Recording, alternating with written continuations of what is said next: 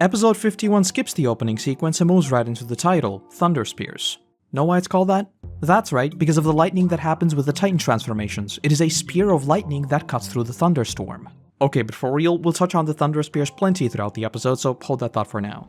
Moving into the episode itself, we pick up right where we left off last time with Zeke's army of weird and wacky titans all popping up at once.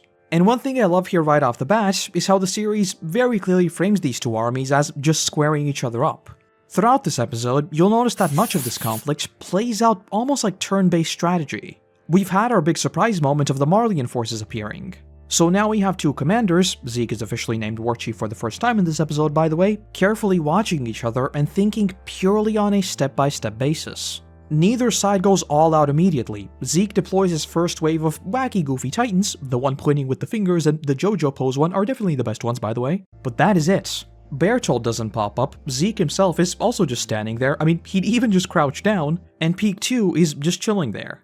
Now the ball is very much in Erwin's court. And speaking of, Levi very conveniently reminds us that we are surrounded, with us already getting these scenes of Armin and Erwin standing back to back. Or, in other words, the commander and the to-be commander squaring up their own individual battles. But before we return to our strategy talk, this is overanalyzing. So we also need to talk about some good old information asymmetry that's actually no longer information asymmetry because we actually know about the walls. Note that when Reiner climbs the walls, he specifically climbs the protruding pillar thingies so as to not reveal the wall titans. We obviously don't quite know the masses of the titans, but I'd suspect that with his plates, he is somewhere in the ballpark of what Annie would have weighed with Eren dragging on her legs. I think it's just some neat attention to detail since, you know, Reiner probably wants to avoid the rumbling.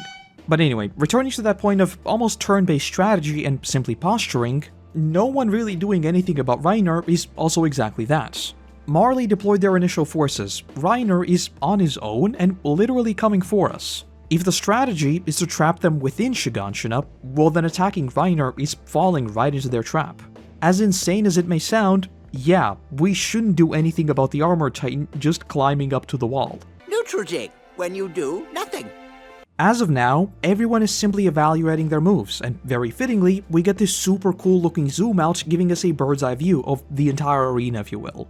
Also, if we go way back to all the why is Rod so big debates, Zeke's titans being so neatly aligned by size here, I think is another point of evidence toward there actually being some sort of hidden mechanics behind the transformation process that we just don't really explore. Same thing I said there, magic is magic and magic is cool and all that.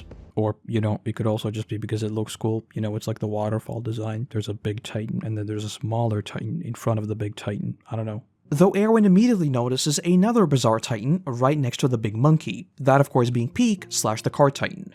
We've seen abnormals running on all fours, but we've never seen one that is carrying supplies. So the natural deduction that he arrives to is that it must be another shifter. Theoretically, I suppose you could argue that Zeke can control the titans and could therefore use a pure titan as a means of storage. But I think that can actually be explained away both in-universe as well as for us as the viewers. With Mike, we saw that his control can slip and that it's not 100% accurate. So for a prolonged mission like this, I think it's just not reliable enough for something like that. And in-universe, I think it's as simple as it just being safer to assume that it is another shifter. Better safe than sorry, right? But yes, retroactively, this explains how Marley knew they were coming since Peak was constantly watching them. But one thing I want to note here is something that is incredibly rare in Attack on Titan, a red herring. Erwin identifies Peak as a shifter, but also says there could be more. From a realism point of view, well, it's just realistic, there really isn't a point to be made here. We are fighting an unknown enemy, there probably could be more enemies, it's as simple as that. But from a writing point of view, in hindsight we now know that there are no more. So this is definitely one of very few times in the series where a line like this is explicitly dropped purely to mislead. And what makes that even more interesting is that, in a way, Erwin is of course also right. There is the barrel with Bartolomeo who we've already seen, but there is another barrel that doesn't have a Titan shifter. So yeah, considering how much we talk about these very blatant Chekhov's guns, this is definitely a very rare red herring. And not even a red herring as in the herring can that we saw in Midcard that was sort of a distraction. This time, it's actually just a red herring. There is nothing more. But outside of all the Titan shenanigans, and Erwin does steal my thunder here a little and explains a whole bunch of this himself, it quickly becomes clear that they're essentially using siege tactics and that all of this is just an exponentially bigger version of what we already saw in Midcard. Literally, the first thing they did was just box us in. Now, there is another shifter carrying a whole lot of supplies hanging way back in the rear guard, and finally, there's Reiner as the flank. Those supplies obviously imply that they're going to stay here for quite a while, so the only logical conclusion is that the goal for them is a fight of attrition. In that sense, absolutely nothing about warfare has really changed for as long as basic tactics have existed. You first take out the supply lines, because, there's not a lot of fighting to be done without food, weaponry, and reinforcements. There's only so much stuff that you can keep in a small enclosed space, and when that runs out, here we are. Then, you target their remaining mobility to literally just slow them down and avoid any swift retaliation. Then, once they're essentially stationary, target any ranged capabilities. In the Scouts' case, there really are none. And finally, just clean up what remains of the resource and potentially literally starved sitting ducks. In medieval times, actually attacking castles with evenly matched armies was 1. A waste of resources, and 2. Next to impossible. So the attacking armies often just pillage nearby towns, burn the fields, and starve the castle out. In modern times, you'd strike airfields, railroads, and so on for all of those same reasons, to cut off the supply lines and cut off their mobility. So with all of that in mind, Reiner coming up here has absolutely nothing to do with the Scouts, and everything to do with their supply lines, which also doubles as their only source of mobility. That, of course, being the horses. And I absolutely love how this is presented, because to Erwin, this is the most basic of basics. So again, as much as both he, and I think all of us, were left very much speechless by an entire army popping up, there is still very little urgency in this scene. And that is crazy to me. Slowing down the immediate action to such a degree and focusing purely on this macro scale, step-by-step, almost detached general perspective, even if it is just for the first half of this episode, is something you don't see often. And I know what you're thinking. You're probably saying, overanalysis man, we get it, please move on, but come on, just ask Levi. See, I told you this is not normal, but it is so good.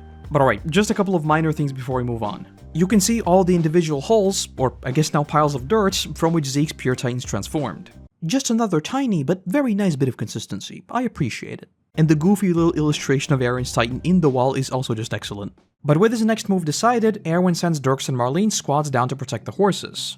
And again, I know I keep saying this, and in hindsight, it's obvious, but he is ignoring the armor titan literally right behind him. When you really think about it, it is downright insane, but that is the more thoughtful siege mode that we are currently in. Though before Armin and Levi can run off, Erwin calls on them with separate orders. In Armin's case, I think it's just what we talked about last time. Our glorious ballhead has more than proven himself as a strategist, so Erwin's not going to put their brightest on the front lines against a yet unknown enemy. With Levi on the other hand, Erwin reassigns him from protecting Eren to protecting the horses. Naturally, he finds this a bit ridiculous, but when Erwin asks, "What do you have against Jean?" he feels bad for asking and agrees. But okay, haha, Jean horseface memes aside, I think this shot of Erwin giving the command is another perfect example of framing that evokes the sense of something much bigger brewing in the background. In a typical one-on-one conversation, you'd expect the main character to be either very slightly off-center and glancing away, or be completely centered. But in this shot, it's more so a rule of thirds. The focal point is still Erwin's face, but your eyes are naturally drawn to the far-off line of titans, and Erwin becomes this figure in your periphery vision just explaining what the true enemy actually is. And of course, he says exactly that, pointing to Zeke and saying that Levi is the only one capable of taking him down. Levi killing the Beast Titan is foreshadowed by the fact that Levi is a beast, by the way.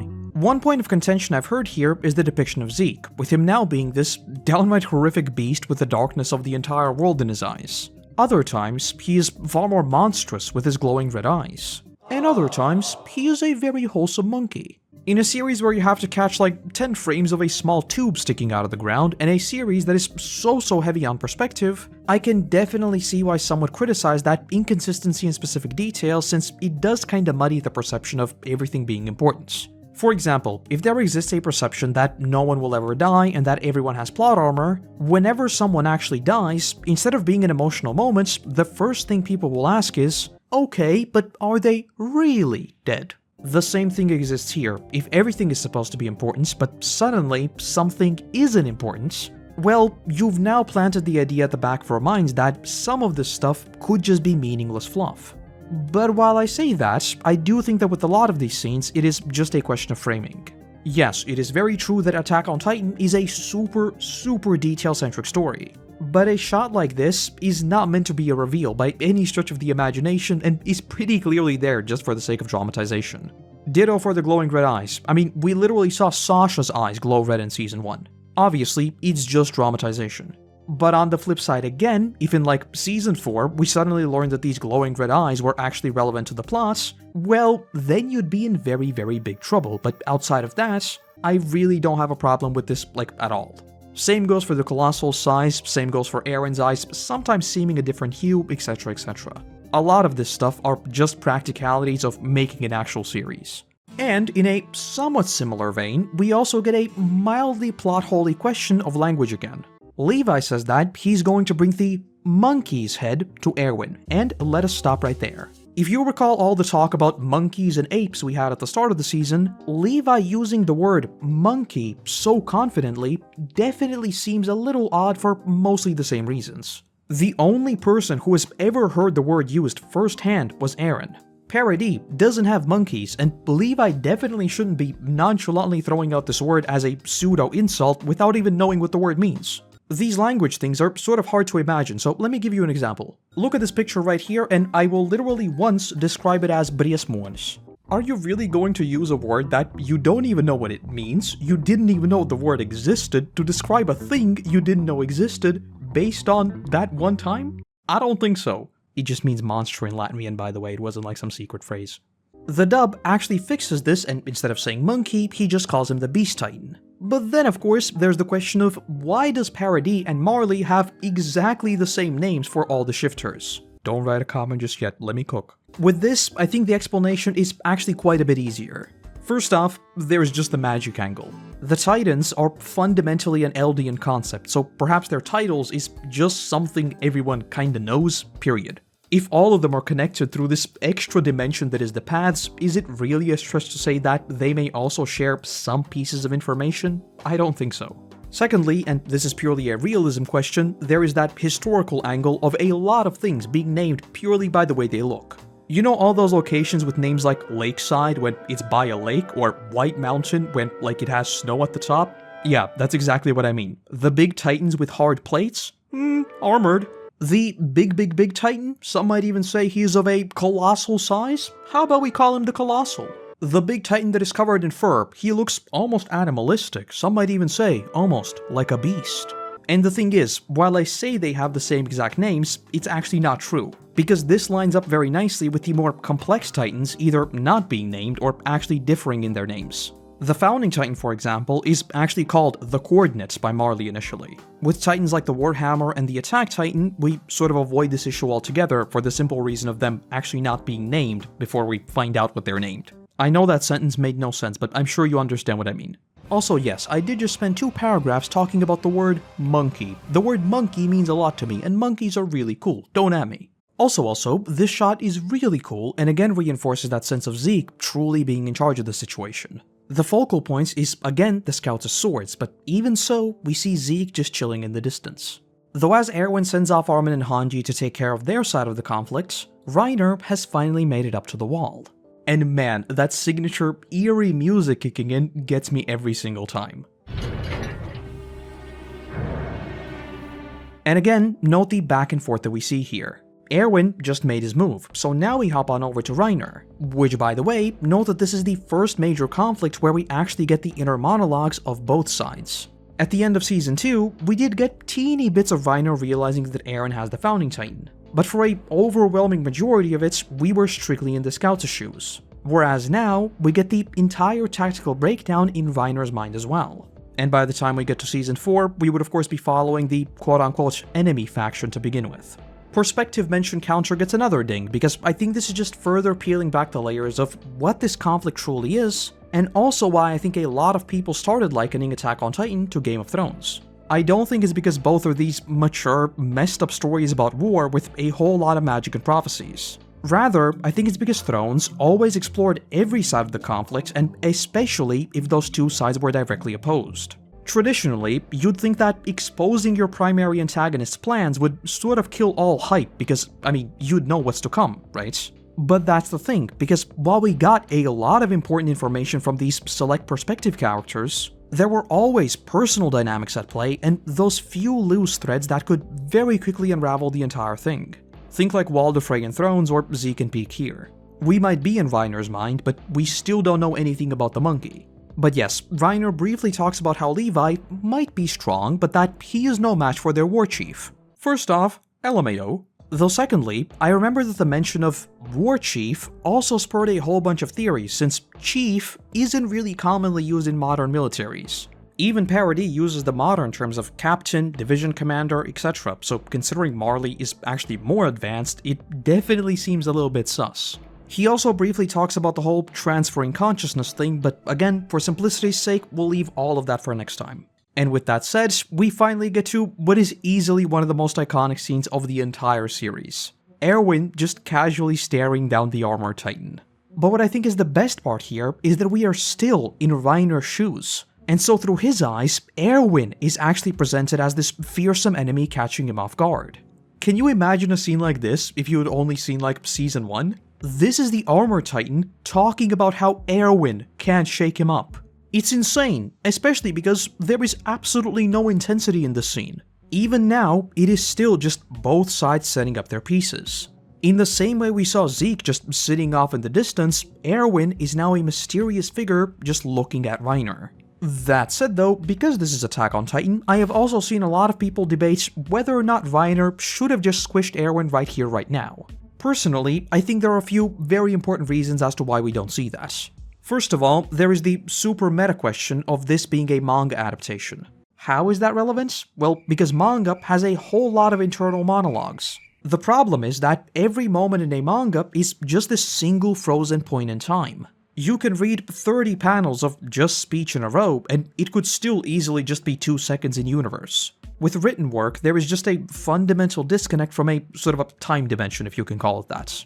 In a fluid medium, so think like movies, anime, TV shows, whatever else, unless they go out of their way to show you how time has stopped or slowed down or we exist only in the character's mind or something along those lines, it's only natural to assume that everything you are seeing is happening in real time.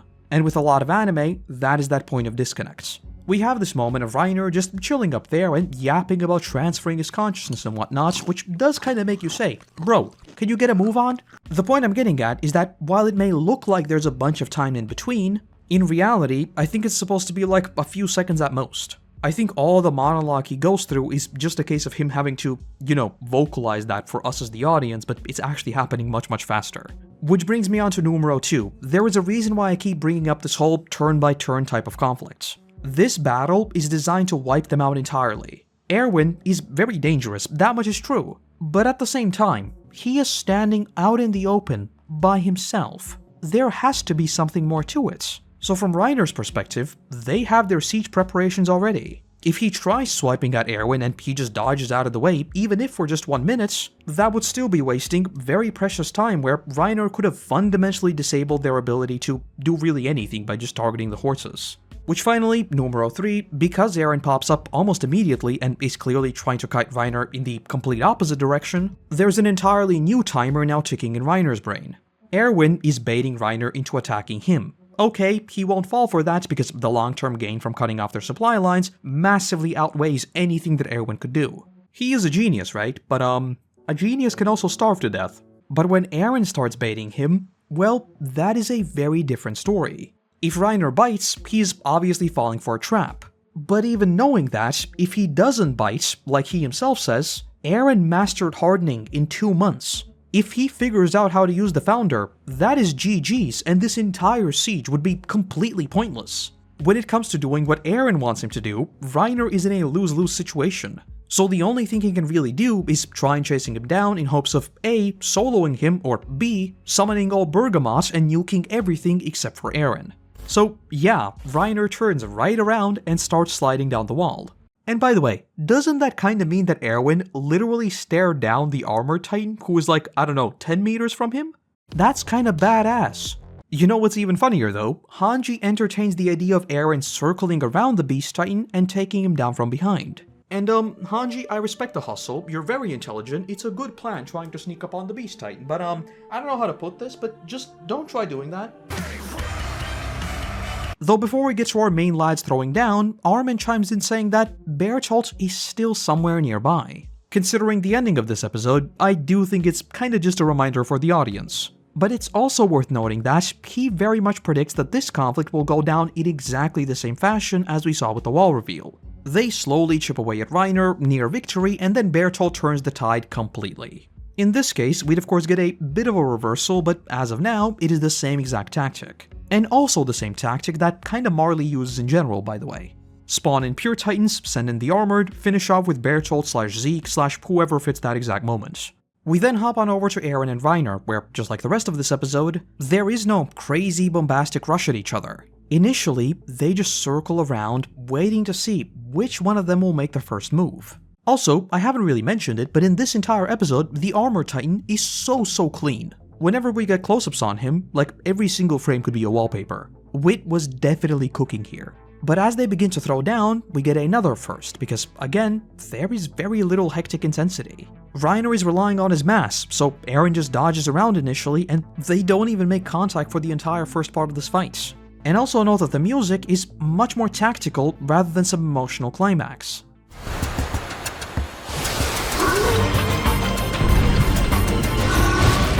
And on that note, this is where my very spicy takes for this episode will begin. Because I think both here, and with Erwin, the dub script is actually quite a bit stronger. I think both VAs absolutely knock it out of the park, so this is not really about voice acting, like, at all.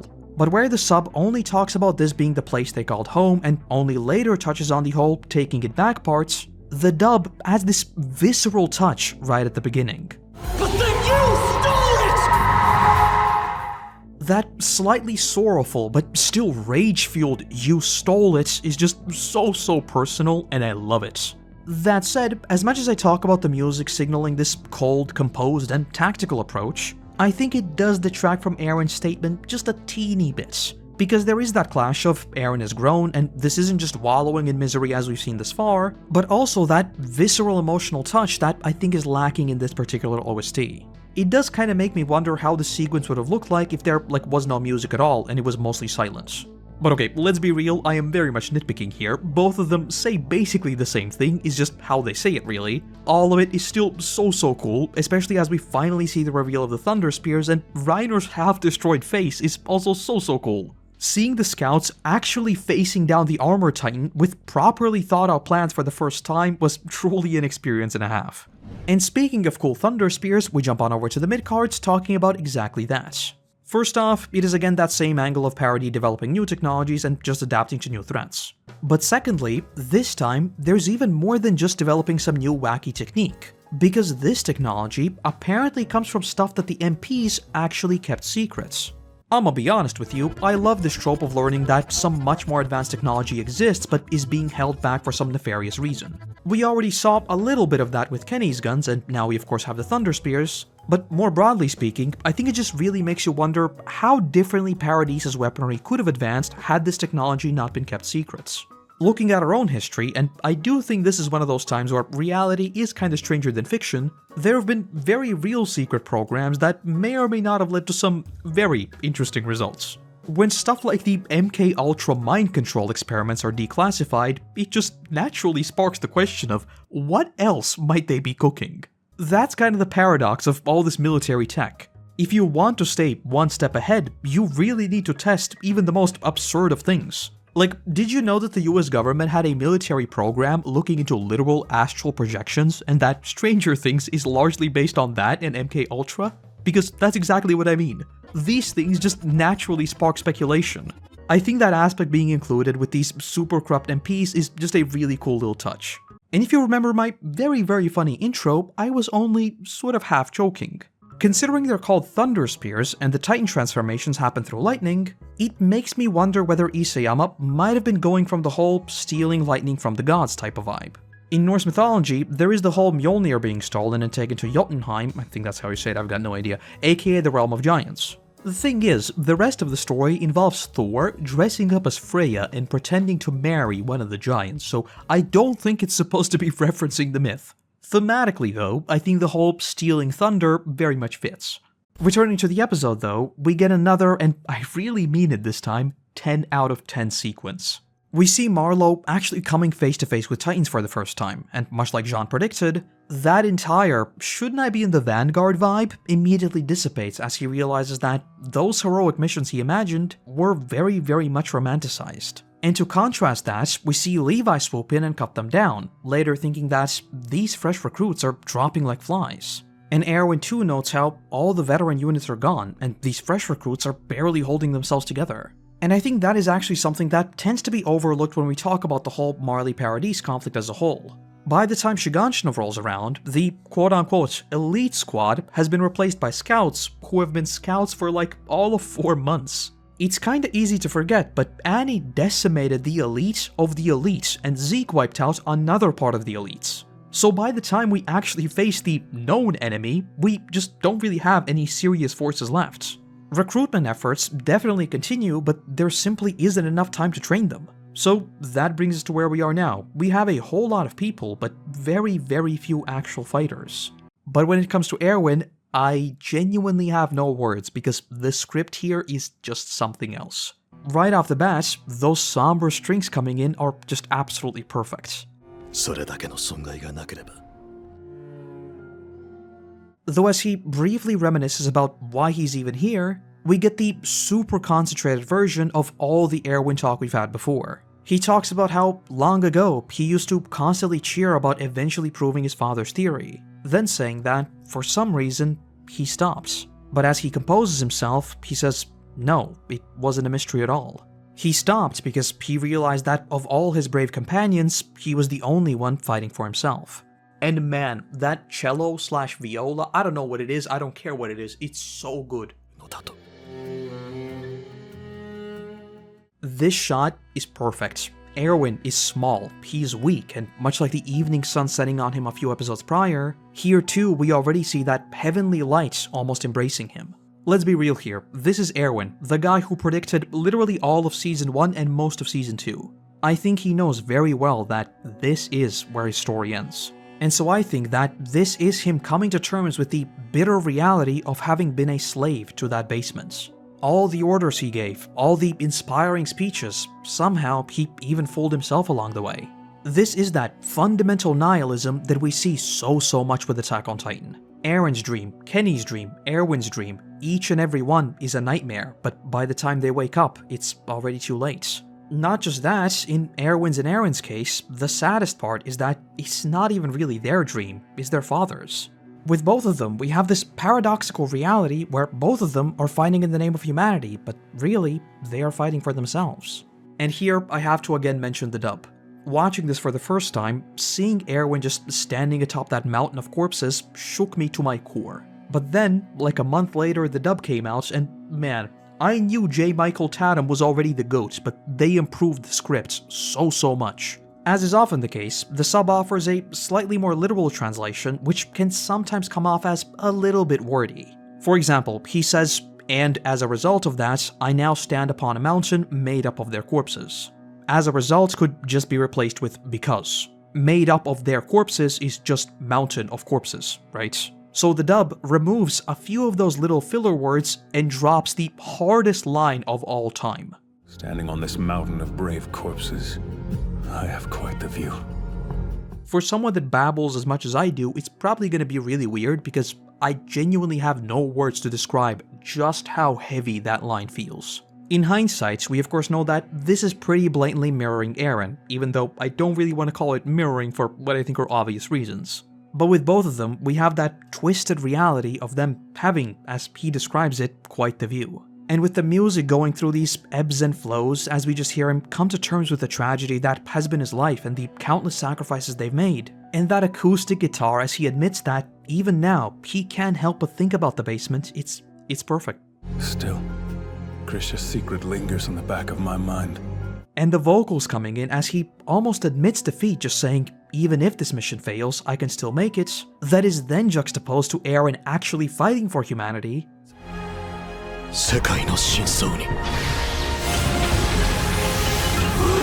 We've had cold and calculated tactics, we've had heart-wrenching betrayals, but this is just perfect, introspective, devastating hopelessness.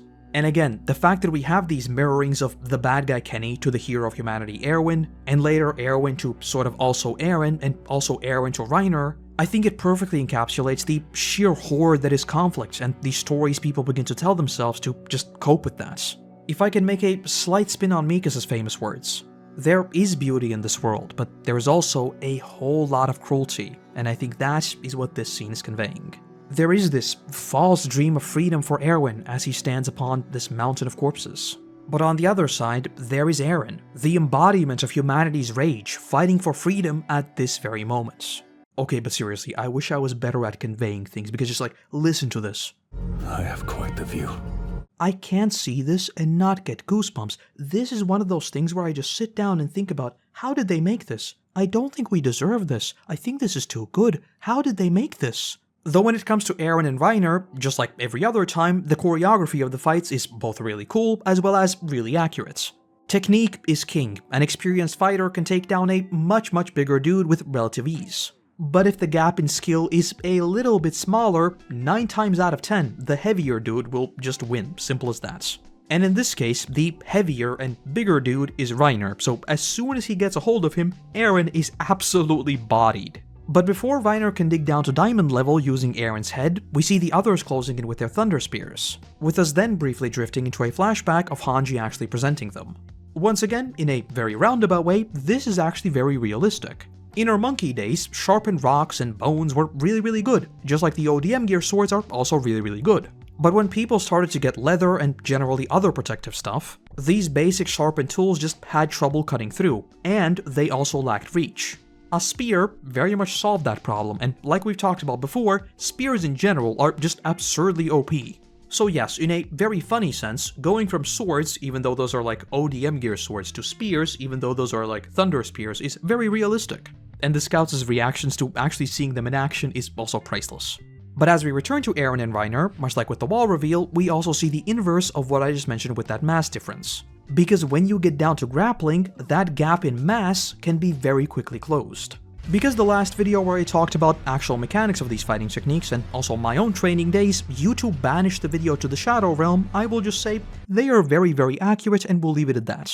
And what I think is a really cool bit of direction here is us again being planted in the shoes of Reiner as Eren sends him tumbling away. But before he gets up, we see someone approaching him. But before we can see who that is, he then talks about Plan B, that of course being catapulting Burrito. But before he can do that, we see all the scouts actually closing in. Those brief interspersed shots of something approaching, I think are a very nice little touch to truly ground us in Reiner's perspective, who knows that something is coming. The scary part is not that they're flying toward him, the scary part is that they keep flying toward him. Suddenly, there is a very big role reversal, because we are following the quote-unquote bad guy who is facing an absolutely horrifying onslaught of scouts just barreling toward him with something unknown. And also, the animation of Hanji flying like sideways is so cool. The shots of him just sitting there and talking about how every part of his body is armored and that he is safe, while the scouts just keep flying toward him, really evoke that sense of, wait a minute, have we really become this powerful to just charge him? But at the same time, our perspective character is currently Reiner. So there's also this degree of fear because, in a way, we are about to face the wrath of the scouts. Also, the music being this high tempo but relatively calm track is really cool.